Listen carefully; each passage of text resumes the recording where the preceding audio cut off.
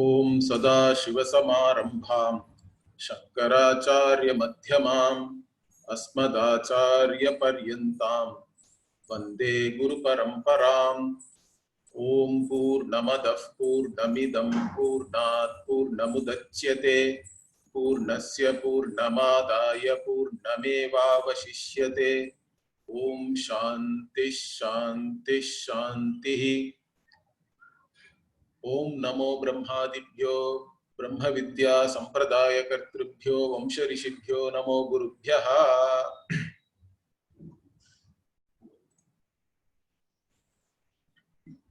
So we were looking at the 10th Vakya in the 4th Brahmana of the first chapter.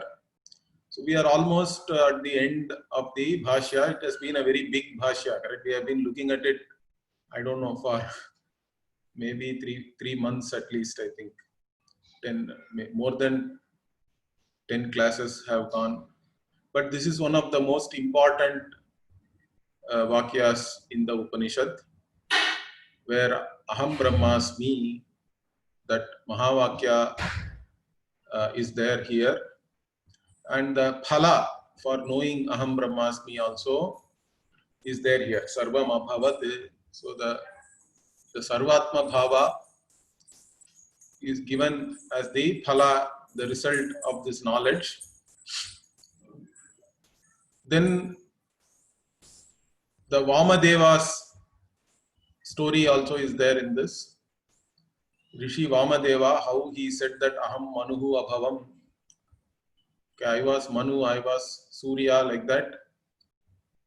Even while he was in the womb, he had Brahmajnanam, and then he was able to say that.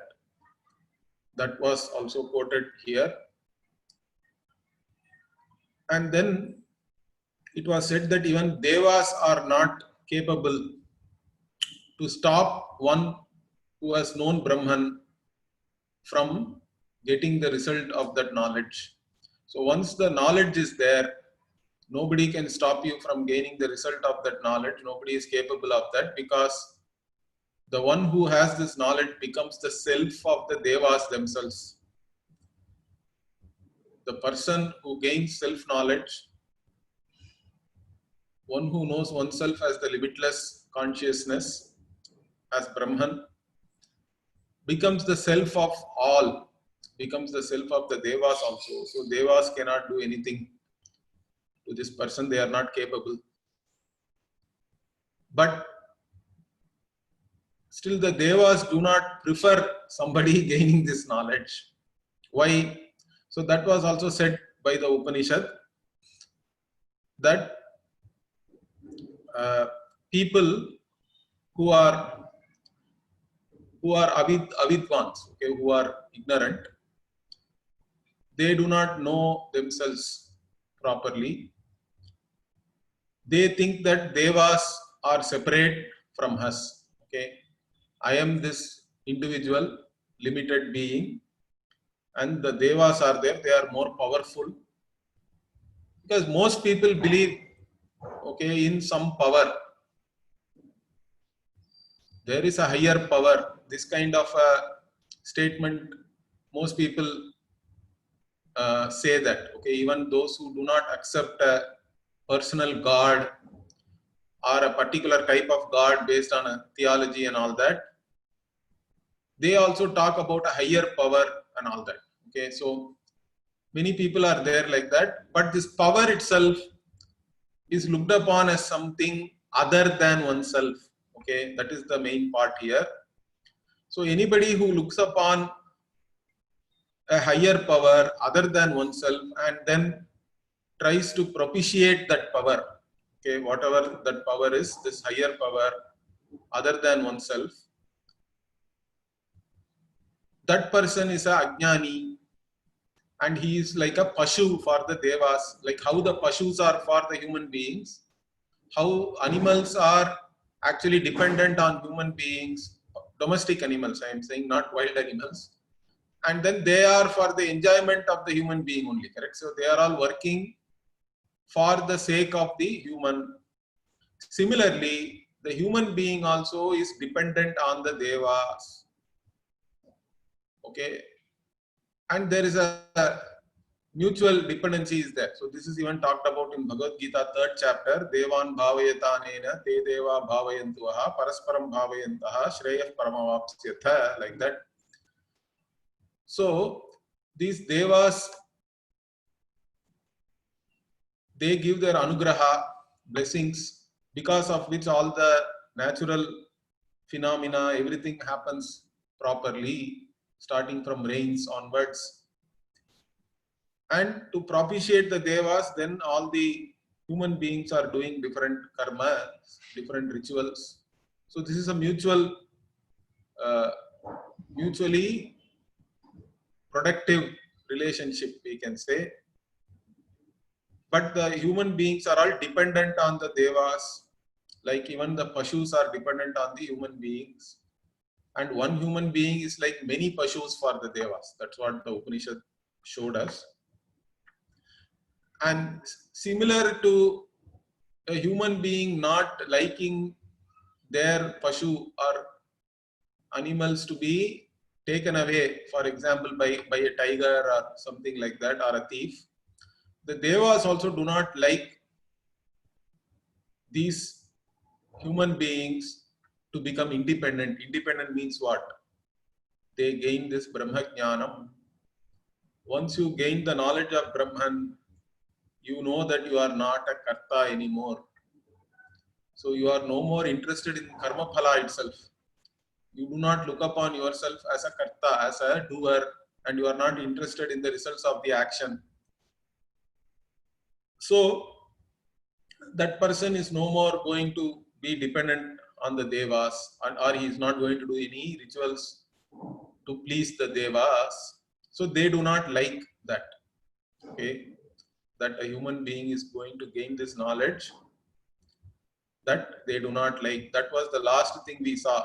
Ataha devaha pasuniva vyagradibhyaha brahma vijnanat vignam achikirsanti asmad upabhogyatvat ma vidyushteyuhu iti. So if this person gains Brahma Vidya, then he is no more going to be there for our sake. Okay, for the sake of us, he is not going to do anything. Therefore, they do not like this person gaining this Brahma Vidya, Brahma Vijnana. So they can give Vignam to someone from gaining this Brahma Vijnanam, this Brahma Jnana. So that is a possibility.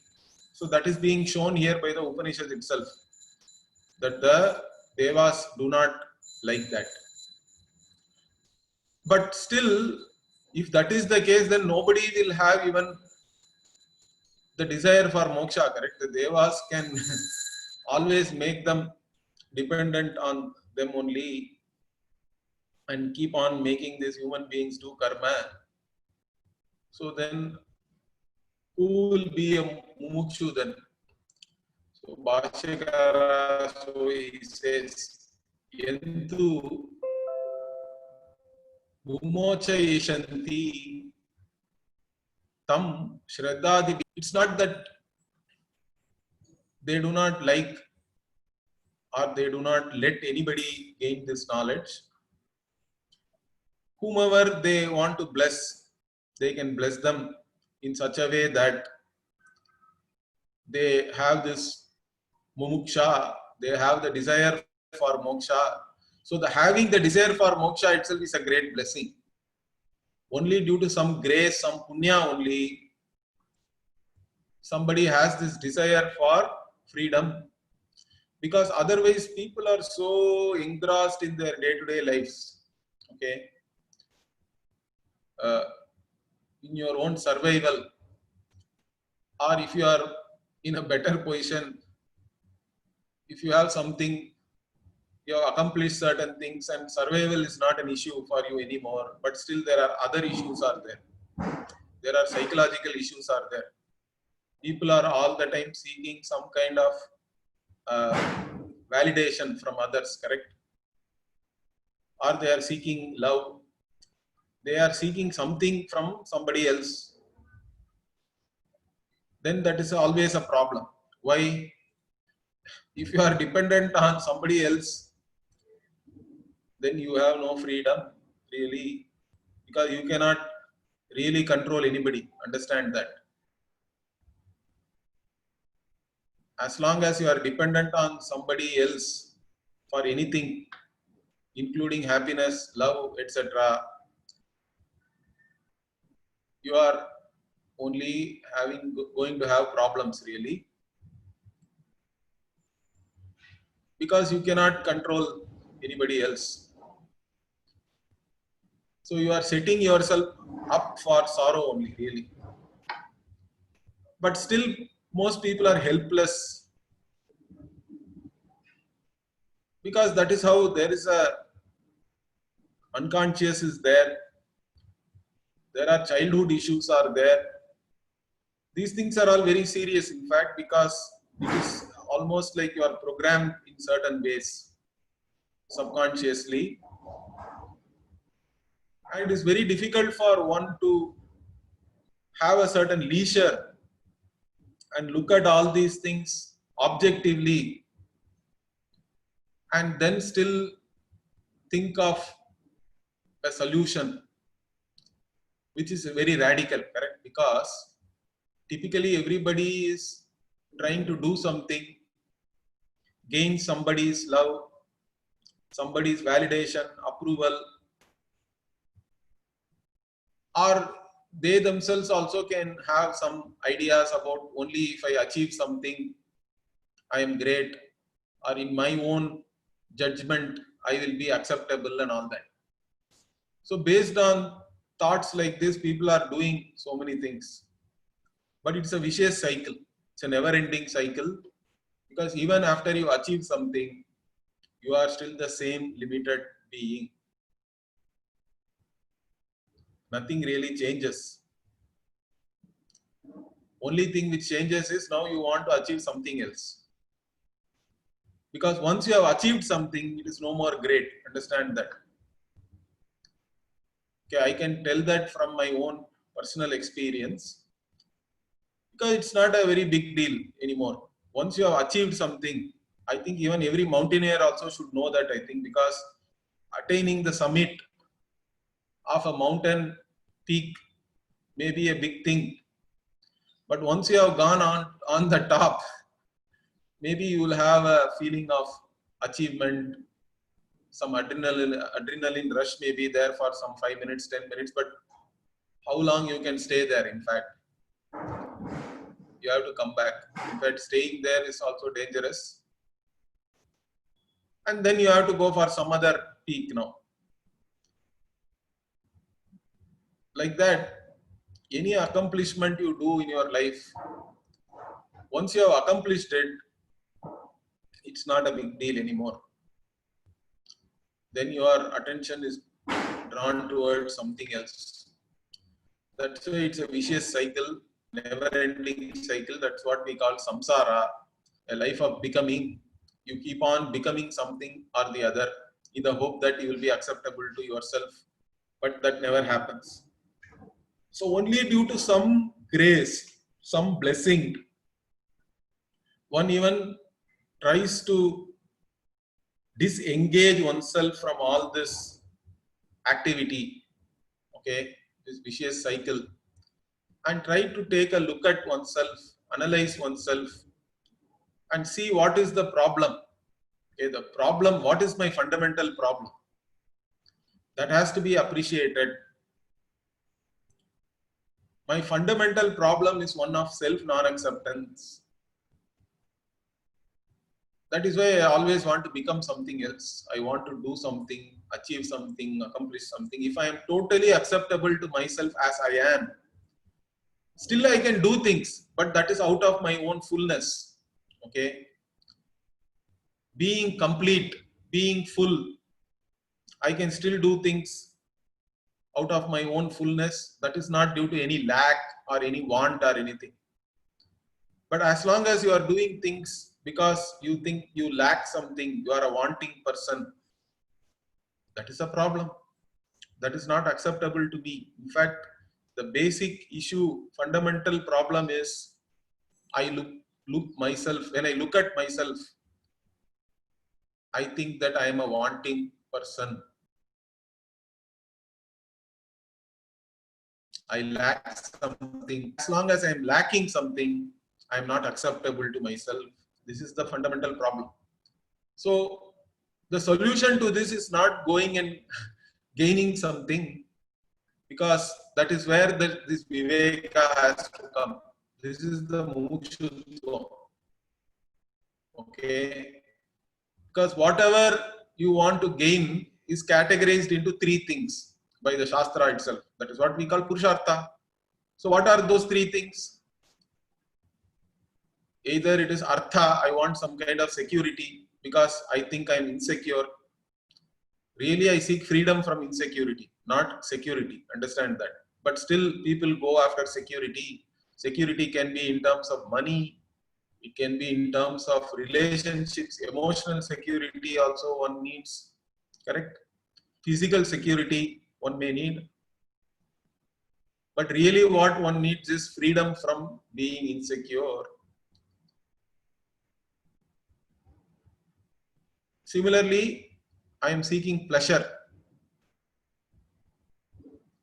Kama. So Artha Kama, everybody seeks.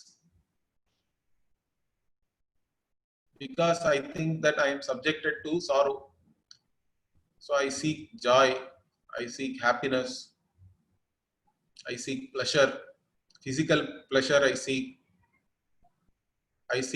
emotionally also I seek certain happiness, correct, joy. But all these things are limited. They are not going to make me always happy.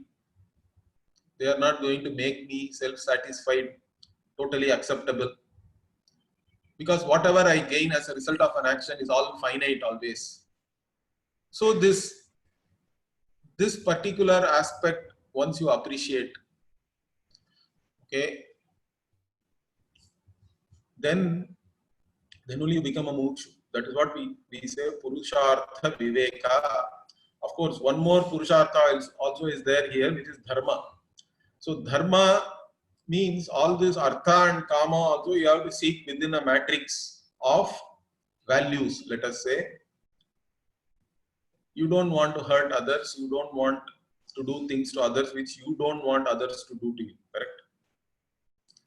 At least that much Samanya Dharma one should be aware of. And otherwise also Vishesha Dharma are also there. According to that you have to do. And then there is also Dharma can also mean Punya Papa.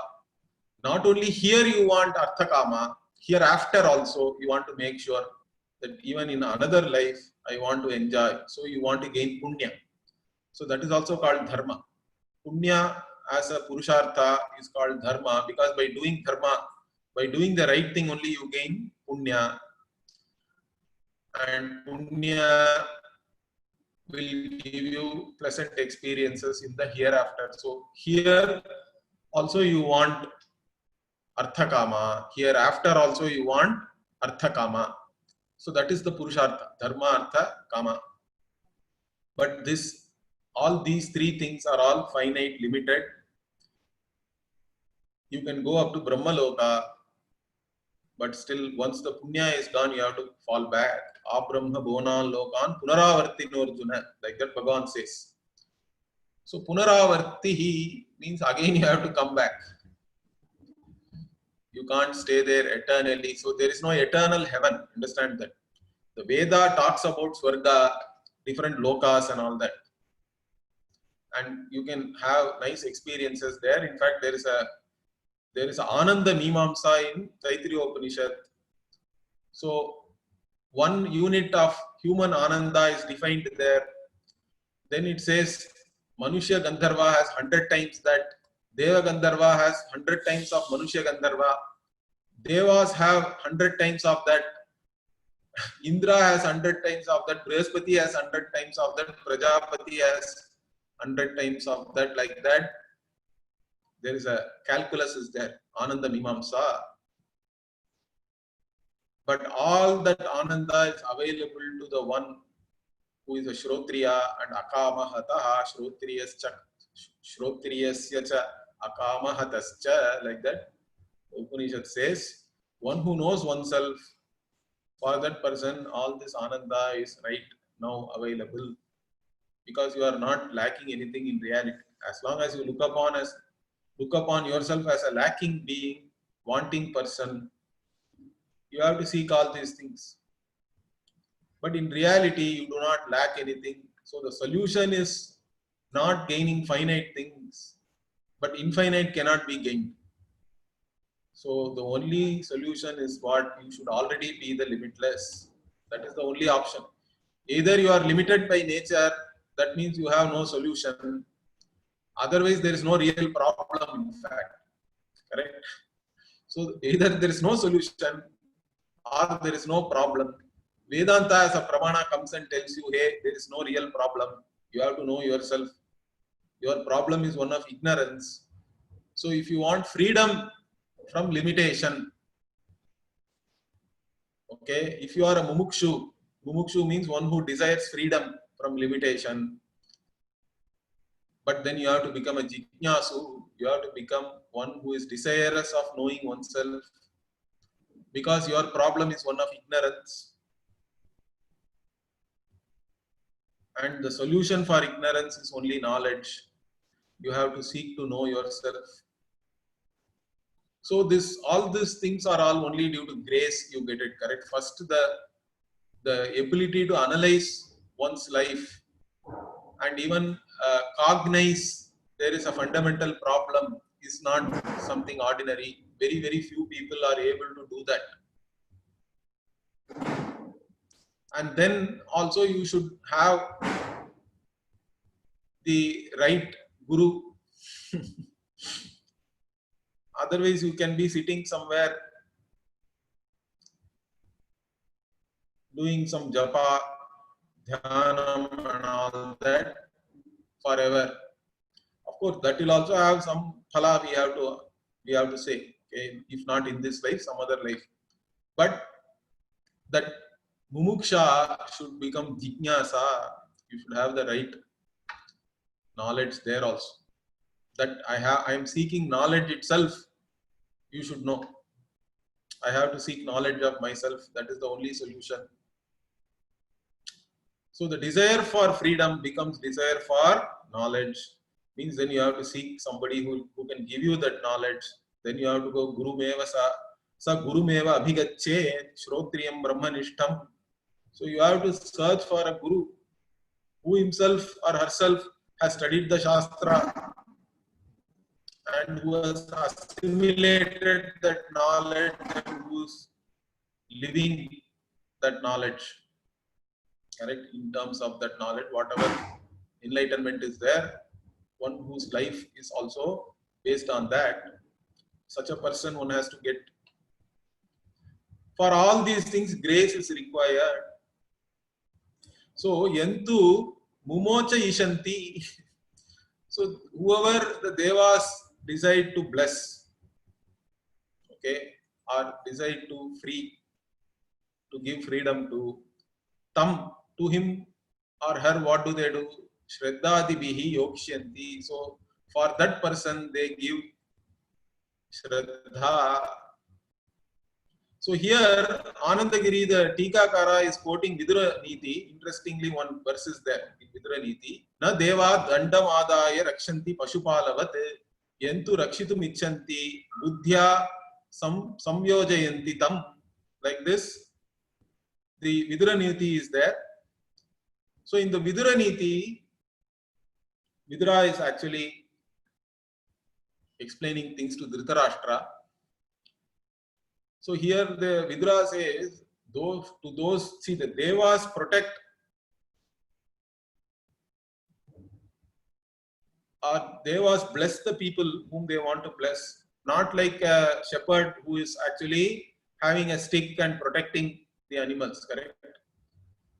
The shepherd is guiding the animals not to go here, there, because he knows where danger is. It's not like that.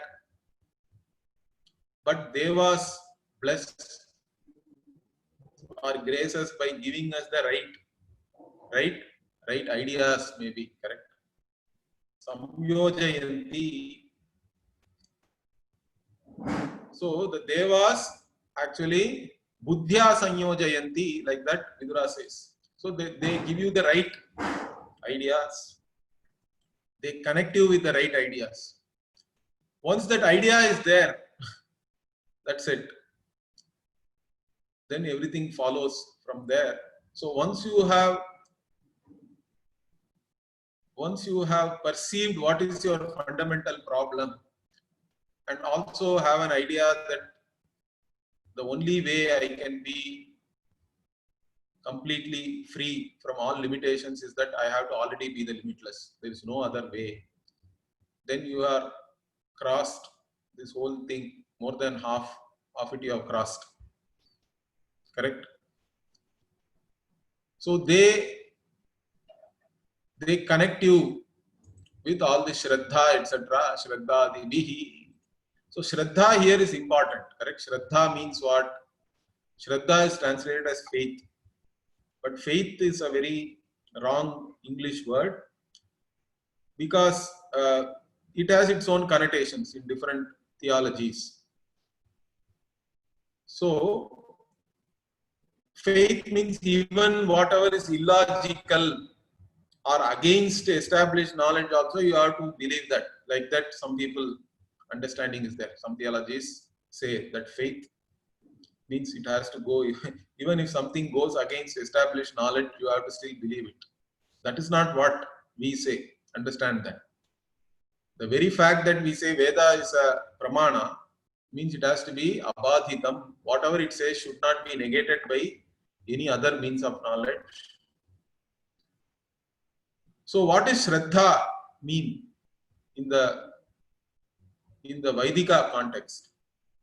See, Shraddha means Guru Shastra Vakyeshu Astikya Buddhi. That is how it is defined.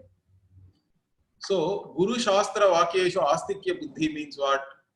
Whatever the Guru is saying, whatever the Shastra is saying is correct. Pending my own understanding. Understand that it's not that we ask you to believe it blindly. But when you are initially studying the Shastra, whatever the Shastra says looks totally opposite to your own, whatever you think about yourself. Although it's good to hear that you are Brahman, you are limitless and all that. It's nice to hear that, but it's not, I can't really appreciate it, correct, to start with. Even though you are not able to appreciate it, you don't say Shastra is wrong and go away. Then you do not have any Shraddha. Shraddha means till the time you understand, you give the benefit of the doubt to the Shastra and Guru, correct? So you say that, okay, my understanding has to be better. I have to prepare myself for this knowledge. So if your attitude is like that, then you have Shraddha. So Shraddha is all about your attitude. In fact, if you accept the Veda as a pramana, if you accept your Guru's Vakya as a valid means of knowledge, correct, as a pramana, then you have Shraddha. Even though what the pramana is revealing, you are not able to appreciate it immediately. You only question your understanding, okay, not what the pramana is revealing, and try to understand it, try to get clarified. First, you have to get clarified what the Shastra itself is trying to reveal. Okay. So there can be Shankha, doubt or confusion with regards to what the Shruti is revealing about it, because different acharyas are saying different things. First, there has to be clarity on that. Even after that, there is a Prameya Shankha. Even though the Shruti is revealing I am the limitless, how can I be the limitless? Means that is where Manana. So Shravana, Shastra Shravanam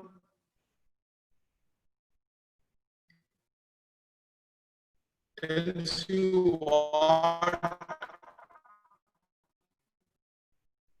the Shastra is revealing to you. But Manana, first we have to understand that whatever the Shastra is saying, no other pramana can really contradict it.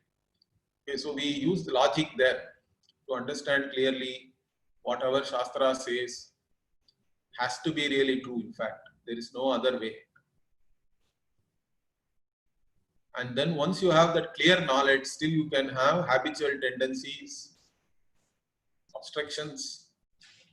So nididhyasanam also one has to do, one has to recollect whatever one has known clearly, whatever insight you have gained has to be repeated. And insight has to be repeated till that knowledge is always available to you naturally. Otherwise, knowledge may not be available to you when you need it. So, Shravana Manana Nididhyasana has to be done.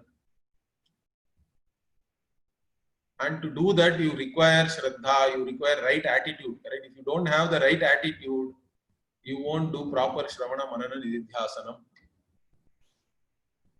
So, only with the blessings of Devas, with the right attitude, you can do all these things. Otherwise, what? Viparitam, Ashraddha, Divihi.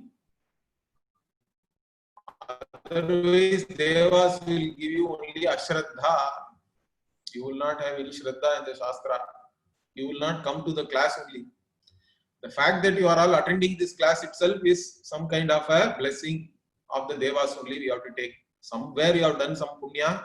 So you have a certain vasana, Advaita vasana. Pumsam Advaita vasana is a very big blessing. Ishvara Anugraha Deva, like that, even there is a Viveka Chudamani also, there is a verse there. Ishvara Anugraha only, the blessings of Ishvara, because of that only you have Advaita Vasana. Advaita Vasana means that to come and study the Shastra and have interest for that is not an ordinary blessing, because it is going to give you limitlessness. No other thing can give you the limitless. So otherwise the loss is also limitless. So Viparitam Ashraddadivihi. So Tasmat Mumukshoho Devaradhana Paraha Shraddha Bhakti Paraha Praneyaha Apramadi Syat. So Bhashyakara here gives practical advice to all the Mumukshus. What he is saying? Therefore, Mumukshus Devaradhana Paraha, being a Mumukshu, still you have to do Deva Aradhana. Ishvara Pranidhana is part of yoga also. It's even in Ashtanga Yoga. Ishvara Pranidhana is important. You have to first understand Ishvara. Everything is part of Ishvara's order. Ishvara is manifest as everything, including your body, mind, sense complex. Unless you are able to accept everything as a manifestation of Ishvara, you won't have, relatively, you will not have a certain leisure and peace. Unless your mind has a certain disposition, certain calmness, certain acceptance of the reality as it is, this teaching cannot become fruitful. Okay.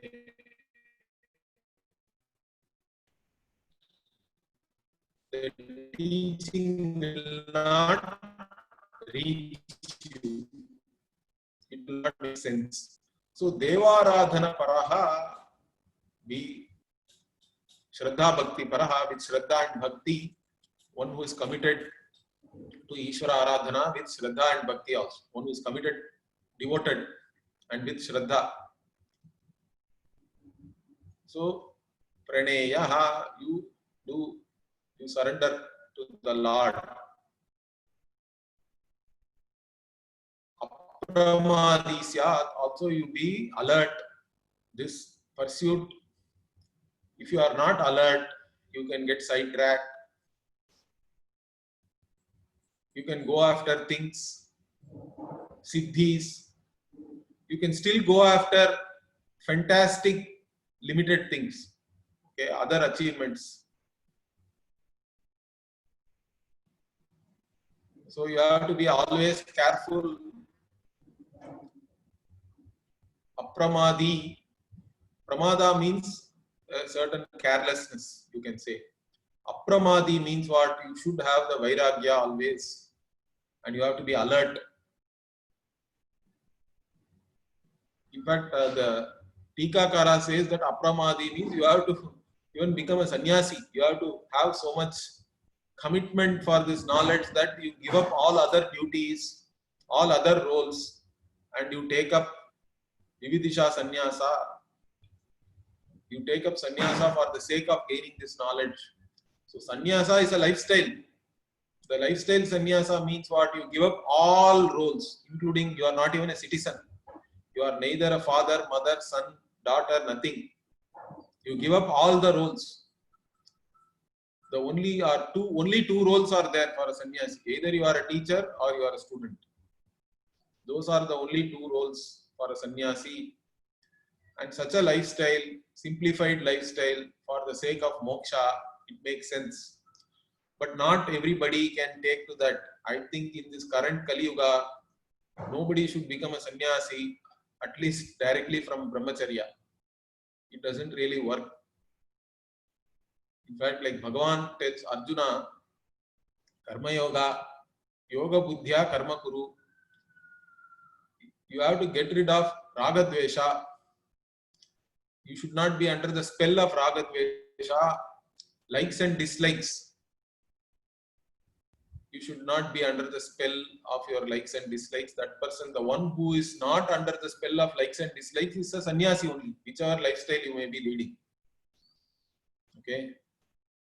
Nyayasya nitya sannyasi yona dveshtina kankshati, like that Bhagavan says. So, know that person as the one who is always a sannyasi, nitya sannyasi, like that Bhagavan defines in the 5th chapter. Means what? See, everybody has the sannyasa attitude towards something or the other. When you were a child, you were very attached with your marbles. I used to play marbles, this glass marbles. Using that, we used to play on the streets. Crazy about it. In fact, it was for, we used to win also. If you win in that game, you get the marble of the other game. So we used to collect all these marbles. And I used to keep it in a bottle near my pillow, because I was afraid that my brother will take it away when I am sleeping. Okay. So people can be attached to things like marbles.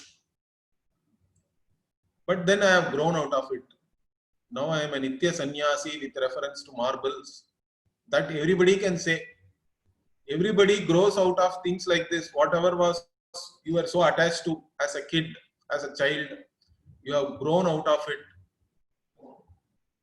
You don't have any hatred or anything for it. Even now I can play marble, maybe enjoy, but I really don't have any attachment. So with reference to certain things you have grown up. But what about with reference to other things? There are so many other things with reference to which you have not grown up. You still have, either you have dvesha, you have intense dislike. If you think that if that is there, I cannot be happy, I have to get rid of it. Or you have intense attachment. If this is not there, I cannot be happy. Both are there. If this is not there, I cannot be happy. If this is there, I cannot be happy. So one you want to get rid of, another you are desperately trying to cling to, hold on. So both attachment is there, longing is there towards certain things, hatred, dislike is there towards certain things. Both these things are only reinforcing your individuality, your limitations only. Understand that.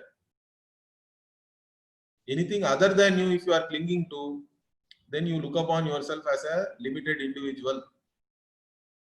It's not going to help you. That's why Bhagavan says, sannyasi means who?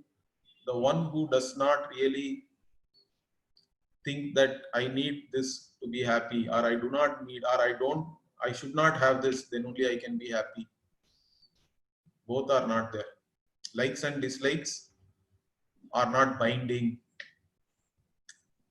That person is the real sannyasi, nitya sannyasi, with reference to everything, not just with reference to some marbles or whatever you are doing, correct? We have grown out of so many things. Or sometimes for a few, we also talk about smashana vairagya. Okay, somebody close dies, then you have a certain virakti towards everything, but that is only for some time, couple of days. Again, everything is normal. So those 2-3 days, you think, what is the use of life? Everything is ephemeral, temporary. We should not worry about all these things. That's only a fleeting thing, but it goes away. So either with reference to certain things, you are always a sannyasi, or with reference to all things, you can still be a sannyasi, but only for a limited time, correct?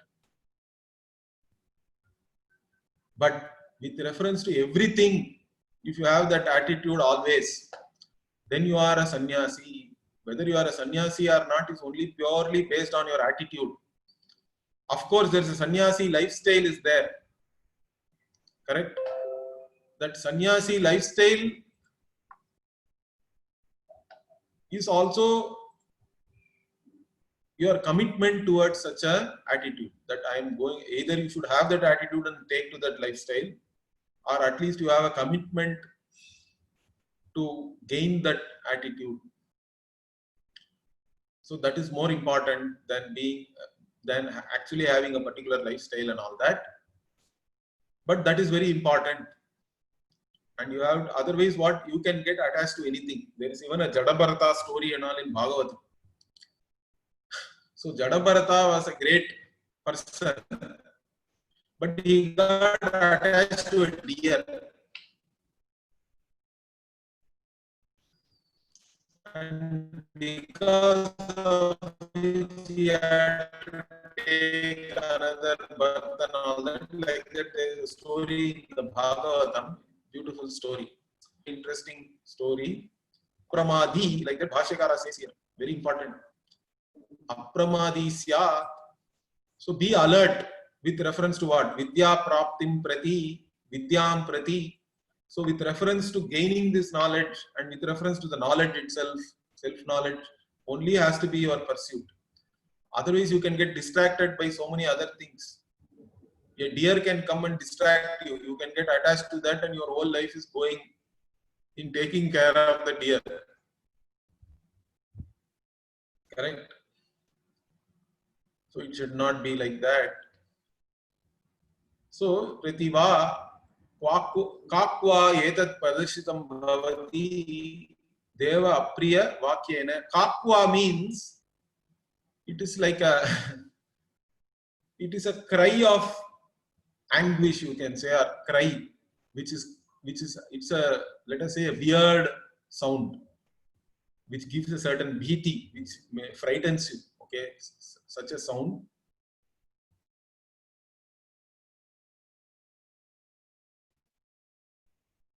Means here, the Upanishad talking about the even talking about that. Why is it talking that, saying that devas do not like somebody gaining this Brahma Jnanam? Means that itself is indirectly pointing out that you have to be alert in your pursuit. Correct? You have to be double alert.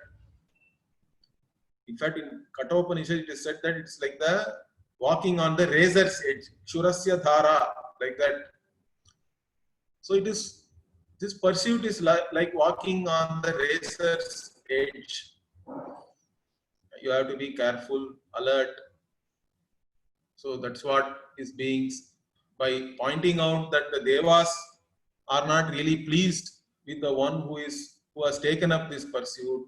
What the Upanishad is really trying to teach you is that you have to be alert about this pursuit towards knowledge and the pursuit of knowledge itself, the gaining of knowledge. Okay, so now with this 1-4-10 is over. Now Bhashyakara is giving an introduction to the next 1-4-11. So Sutritaha Shastrartha, what Atma ityeva upasita iti. So Atma ityeva upasita is there in 1-4-7. That is called Vidya Sutram. So the entire Shastrartha in the form of a sutra, in the form of a concise statement, is said that Atma alone has to be gained, nothing else. Okay, Atma alone has to be upasita here, means actually has to be known really.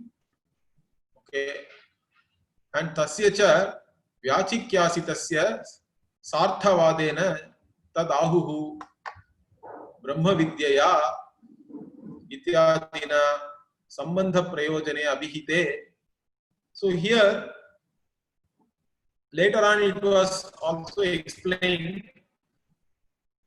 with the Arthavada, with the story, correct? In 149, the story is what people are discussing about Brahma Vidya, and the one who knows this Brahman becomes everything. Like that, the story is there. But what did this Brahman know to become everything?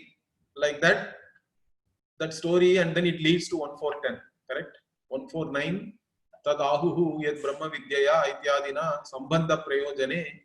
So, what is the sambandha between knowledge and moksha? And moksha itself means what? What is the phala, prayojana of this knowledge?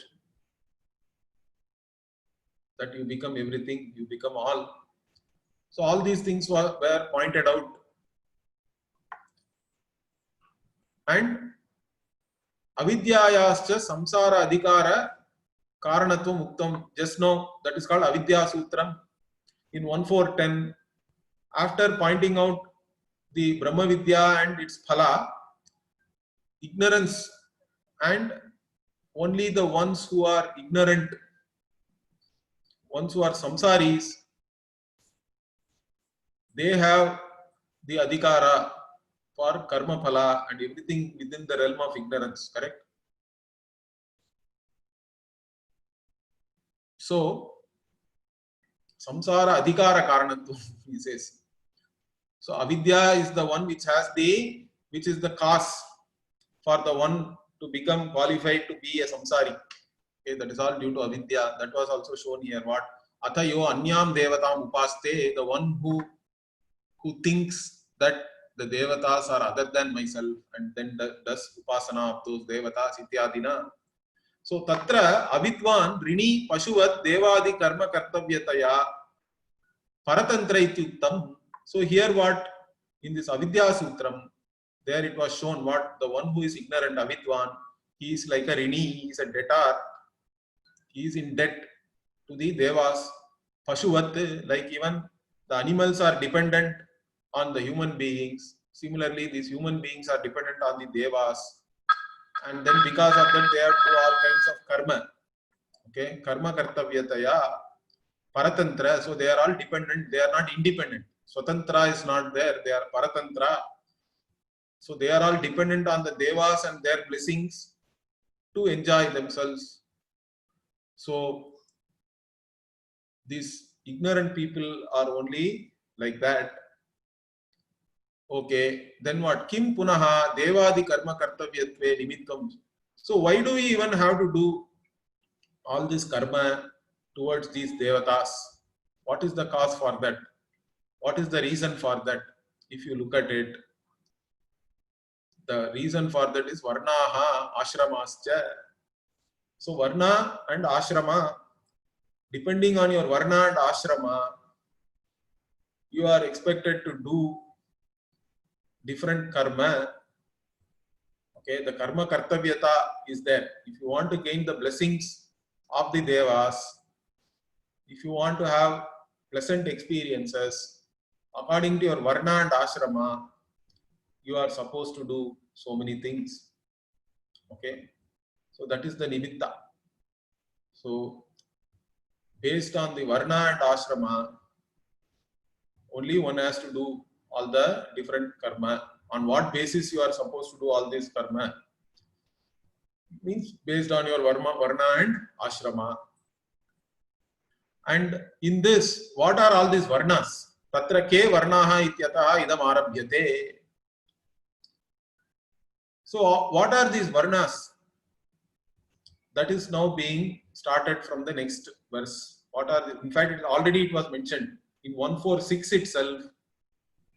the Srishti of Agni was talked about, and Agni there means again Brahmana Varna, like that Bhashyakara gave commentary there, because Brahmanas are very much connected with Agni and Agni Karma, correct? Agni is the main thing.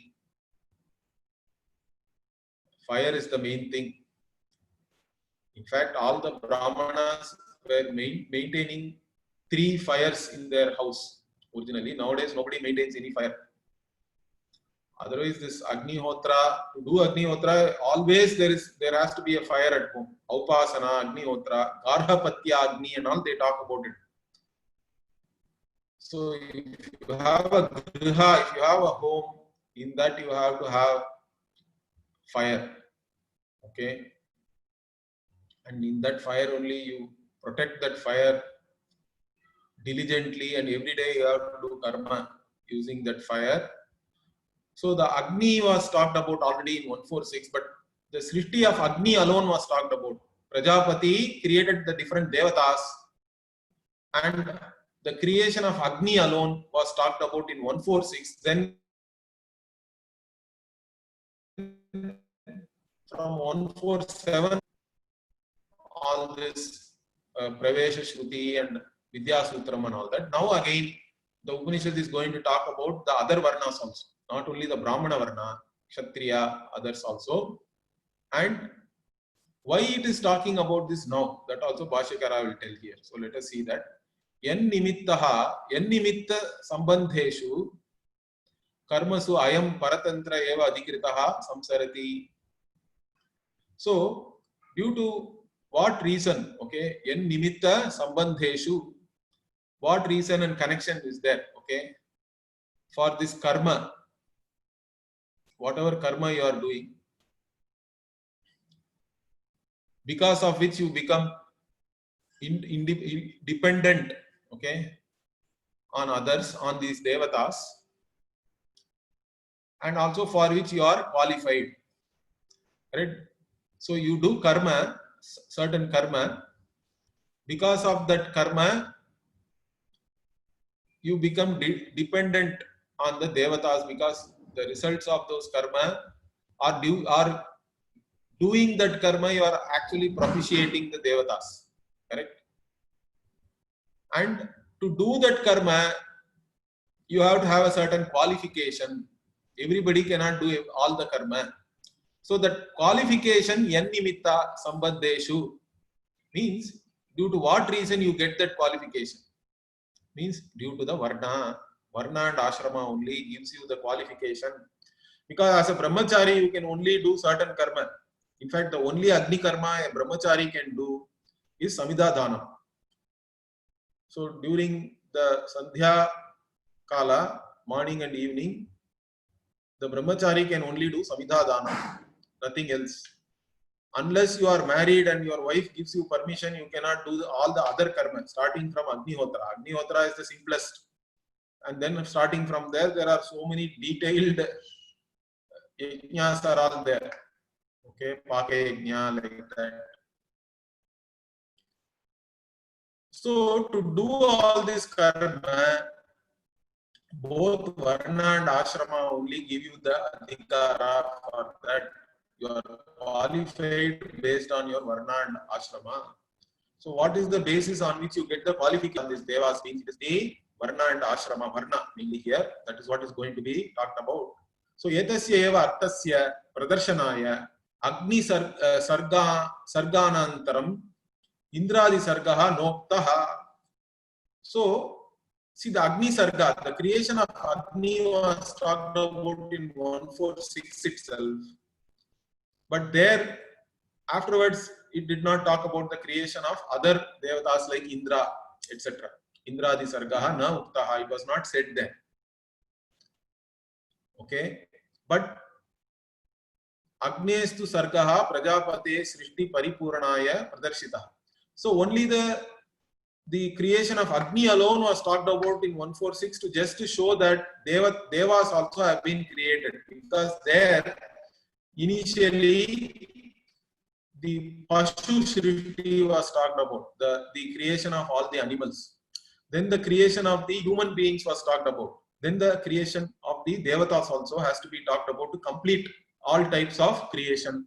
But in that only Agni alone was talked about. But the creation of other devatas like Indras was not talked about there, but it is going to be talked about only now.